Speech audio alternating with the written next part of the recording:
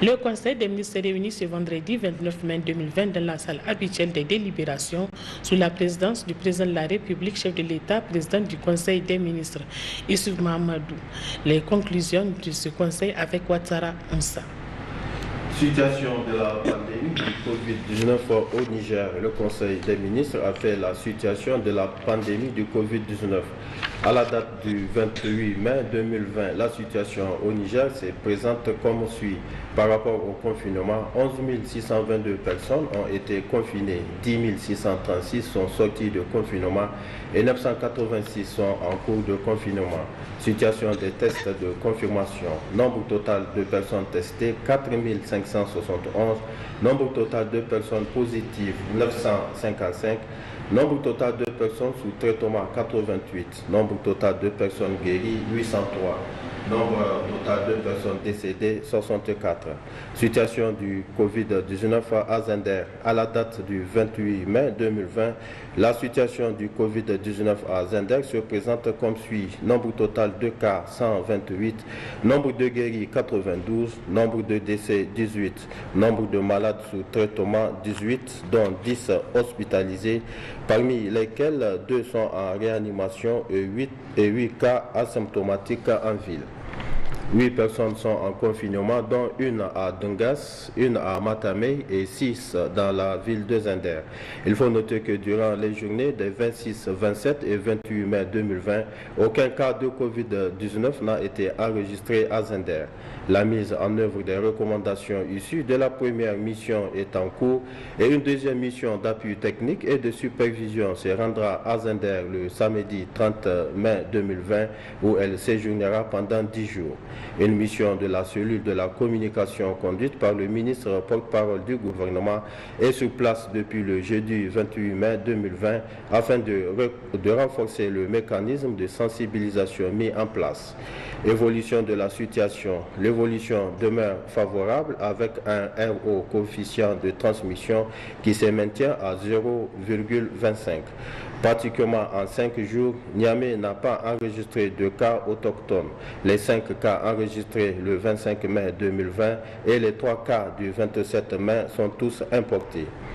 Des dispositions sont en train d'être prises dans le cadre du comité paritaire composé du comité technique Covid-19 et du système des Nations Unies mis en place pour identifier toutes les précautions à prendre avant, pendant et après l'arrivée de toute personne entrant au Niger afin de réduire significativement le risque de propagation de cette pandémie.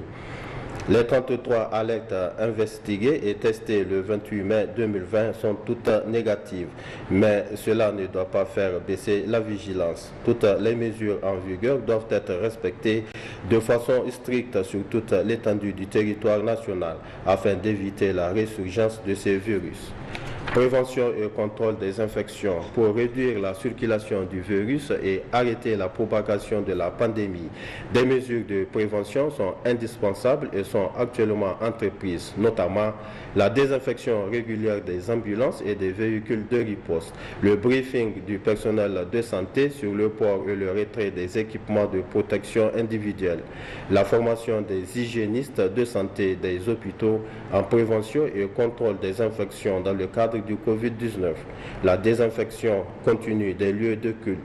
Il faut noter que depuis la fermeture des aéroports, 115 vols ont été reçus avec 2145 passagers pris en charge, parmi lesquels 293 ont été confinés. Poursuite de la production des bavettes locales dans l'ensemble des 8 régions du pays. Mesures d'accompagnement relatives à la levée de la mesure sur les horaires de travail et la réduction du personnel dans les administrations publiques et privées. Instauration d'un dispositif de lavage de mains à chaque entrée du service. Utilisation de gel hydroalcoolique des mains dans chaque secrétariat et de direction et salle de réunion. mise en place des poubelles dans les bureaux, allées et couloirs des institutions et services pour recueillir les masques et mouchoirs usagés, port obligatoire de masques pour tous les agents et les visiteurs et la mise en place d'un système de contrôle permanent du port de masque à l'entrée du service, respect de la distanciation d'1 mètre, notamment dans les cafétérias et autres services de restauration collectifs dans les ministères, les services et les institutions. Contrôle permanent de température des visiteurs et agents accédant au ministère. Placement des bols à usage unique au niveau des fontaines d'eau potable là où elles existent. Désinfection périodique obligatoire des ministères, services et institutions sur tous les lieux à haut risque de contamination. Poignées des portes et fenêtres, toilettes, salles de réunion, cafétéria, restaurants. Mesures d'accompagnement relatives à la levée de la mesure sur la fermeture des écoles. Aération permanente des classes et amphithéâtres pendant les cours. Port de masque recommandé pour tous les élèves et étudiants. Port obligatoire de masque par tous les enseignants dans tous les établissements. Désinfection des classes et amphithéâtres après les cours. Désinfection des cantines, des toilettes et des lieux de contact. Formation en technique de désinfection des agents en charge de l'hygiène dans les établissements, écoles et universités. Les responsables des établissements scolaires doivent veiller au respect strict de toutes les mesures citées. Pour rendre effective la reprise des cours dans ce contexte de pandémie du coronavirus, les ministères en charge de l'éducation et de la formation ont pris des dispositions nécessaires, notamment l'élaboration d'un plan d'urgence de reprise des cours pour identifier et budgétiser les activités prioritaires et urgentes. La sensibilisation sur le respect des mesures barrières édictées par le gouvernement, l'organisation pratique de la reprise des cours à travers notamment des circulaires de cadrage, des opérations de désinfection des classes et des amphithéâtres, la mise à disposition de bavettes et la fourniture de kits d'hygiène sanitaire. L'élaboration des supports pédagogiques pour aider les encadreurs, les enseignants et les élèves à parachever le programme scolaire de l'année en cours. À noter que les examens du BEPC débuteront le 6 août 2020 et ceux du baccalauréat le 17 août 2020. Le gouvernement se félicite de l'accompagnement de tous les partenaires pour un bon déroulement de la reprise des cours à la date du 1er juin 2020. Suspension de la mesure relative à la fermeture des bars et boîtes de nuit. La mesure numéro 36 par rapport à la prise en charge par l'État des factures d'eau et d'électricité des mois d'avril et mai prendra fin le 31 mai 2020. Mesures relatives au traitement. Les experts préconisent la poursuite de la prise en charge médicale des malades atteints du Covid-19 à travers le protocole actuel en vigueur basé sur la chloroquine associée à l'isothromycine, qui demeure à la date d'aujourd'hui la seule alternative en attendant un nouveau protocole. Ce protocole qui a fait ses preuves est réservé exclusivement à la prescription médicale. Par ailleurs, dans le cadre du plan de riposte contre le Covid-19, le gouvernement a actualisé le plan de soutien de l'année 2020 au profit des ménages vulnérables.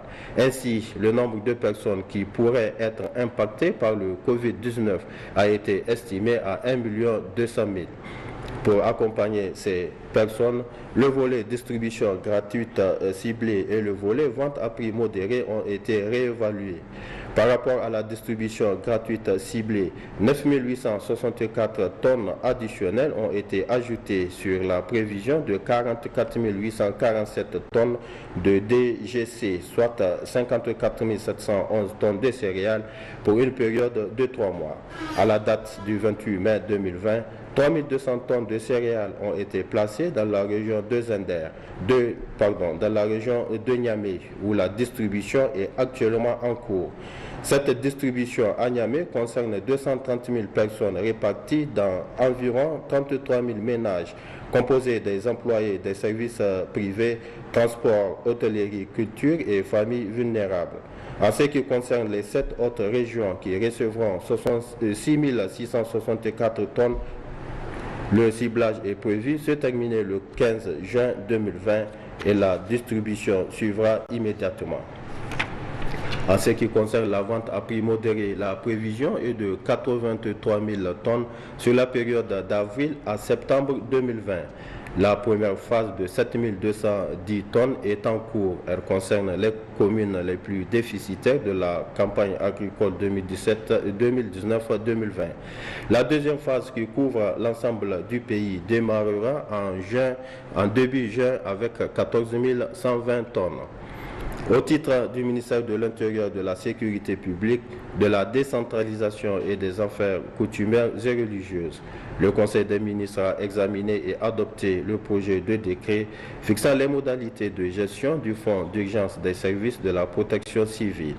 Le fonds d'urgence est un fonds destiné à prendre en charge les activités de gestion opérationnelle des situations d'urgence résultant d'une catastrophe naturelle ou anthropique que le budget de fonctionnement des services de protection civile ne peut permettre de couvrir. Le présent projet de décret est pris en application de l'article 16 de la loi numéro 2017-6 du 31 mars 2017, déterminant les principes fondamentaux de l'organisation de la protection civile. Il a pour objet de fixer l'organisation et le fonctionnement du fonds d'urgence des services de la protection civile. Il définit en outre les ressources devant alimenter le fonds d'urgence, les dépenses éligibles au fonds d'urgence, ainsi que les règles d'administration des crédits du fonds d'urgence. Au titre du ministère de la Justice, le Conseil des ministres a examiné et adopté les projets de texte ci-après. Projet de loi modifiant et complétant la loi numéro 2019-55 du 22 novembre 2019, modifiant et complétant la loi numéro 61-33 portant institution du Code de procédure pénale. La réforme du système répressif nigérien en matière criminelle, consacrée par la loi numéro 2019-55 du 22 novembre 2019, modifiant le code de procédure pénale, avait pour objectif notamment de permettre une grande célérité dans le jugement des affaires criminelles et de décongestionner les établissements pénitentiaires. Cependant, malgré la pertinence de cette réforme, les chambres criminelles n'ont toujours pas commencé à siéger au niveau des juridictions concernées, laissant ainsi au cours d'assises le soin de continuer à juger les dossiers criminels pendants. Cette persistance de l'ancien droit en matière criminelle est due à certaines incohérences et insuffisances constatées dans certaines dispositions de la loi 6 visée. C'est donc pour pallier ces incohérences que le présent projet de loi est proposé pour permettre le transfert immédiat des dossiers pendants devant les cours d'assises aux chambres criminelles récemment créées. Ce projet de loi sera transmis à l'Assemblée nationale pour adoption. Projet de décret fixant la liste des actes de justice soumis à perception des frais et les tarifs applicables. Le présent projet de décret est pris en application de l'article 9 de la loi numéro 12-9 du 26 mars 2012 relative aux lois de finances qui dispose que la rémunération des services rendus par l'État ne peut être établie et perçue que si elle est instituée par décret pris sur rapport du ministre chargé des Finances et du ministre intéressé. Il permet de créer un cadre juridique approprié favorable au bon fonctionnement des régies de recettes installées dans les cours et tribunaux. Au titre du ministère des Domaines, de l'Urbanisme et du Logement, le Conseil des ministres a examiné et adopté le projet de décret portant approbation et mise en vigueur de documents de planification urbaine de certaines agglomérations urbaines et des régions de Dosso, Maradi et Tillabéri. Le présent projet de décret est pris en application de l'article 30 du décret numéro 2019-612-PRN-MDU-L du 25 octobre 2019 déterminant les modalités d'élaboration, d'approbation, de mise en vigueur et de révision des documents de planification urbaine qui dispose que le document de planification urbaine est approuvé et rendu exécutoire par décret pris en Conseil des ministres sur rapport du ministre chargé de l'urbanisme. Il vaut déclaration d'utilité publique. L'objectif visé à travers les documents objets du présent projet de décret d'approbation est de rationaliser l'utilisation de l'espace maîtrisé, maîtriser les besoins de déplacement, préserver les monuments et les sites historiques, préserver les activités agricoles et protéger les espaces verts et forestiers. Mesures nominatives. Le Conseil des ministres a examiné et adopté les mesures individuelles suivantes. Au titre du ministère des Domaines de l'Urbanisme et du Logement, M. Souley Iliasso, ingénieur général des travaux publics et des mines, est nommé conseiller technique du ministre des Domaines de l'Urbanisme et du Logement. M. Idi Haruna, ingénieur général des travaux publics et des mines, matricule 71 236C, est nommé inspecteur général des services au ministère des Domaines de l'Urbanisme et du Logement. M. Sofo Maman Bachir, ingénieur génie civil, matricule 115 490H, est nommé inspecteur des services au ministère des Domaines de l'Urbanisme et du Logement. M. Ousseini Amadou, ingénieur principal des travaux publics et des mines, matricule 115 496P, est nommé inspecteur des services au ministère des Domaines de l'Urbanisme et du Logement. M. Serkindia Assouman, ingénieur général des travaux publics et des mines, matricule 52 727X, est nommé directeur général de l'urbanisme et de la promotion du logement au ministère des Domaines de l'Urbanisme et du Logement. Madame Louis Bernazou Adizatou, dite Odette, ingénieur principal des travaux publics et des mines, matricule 115 495N, est nommée directrice du logement locatif et des normes d'habitabilité au ministère des Domaines de l'Urbanisme et du Logement. Au titre du ministère du Commerce et de la promotion du secteur privé, M. Hamidou Amadou Issa, directeur administratif, matricule 112 114F, est nommé directeur des marchés publics et des délégations de services publics au ministère du Commerce et de la promotion du secteur privé. Au titre du ministère de l'Enseignement supérieur, de la Recherche et de l'Innovation, M. Dangimbo Hiro, maître de conférence, matricule 492 UAM, est nommé directeur de la Recherche au ministère de l'Enseignement supérieur, de la Recherche et de l'Innovation.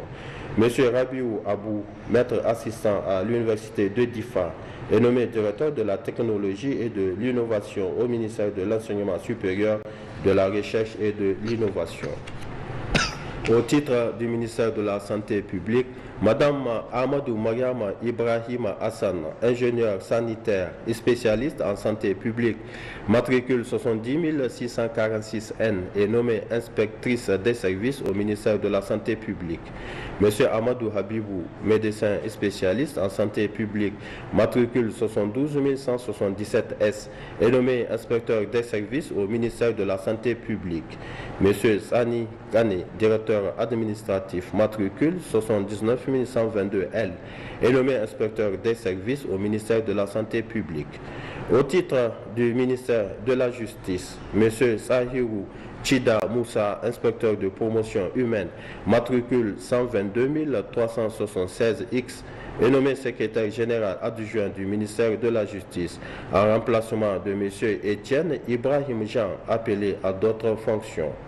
Lieutenant-colonel Suleiman Ibrahim, officier supérieur de la gendarmerie nationale, matricule OASM, est nommé directeur général de l'administration de la sécurité pénitentiaire et de la réinsertion au ministère de la Justice.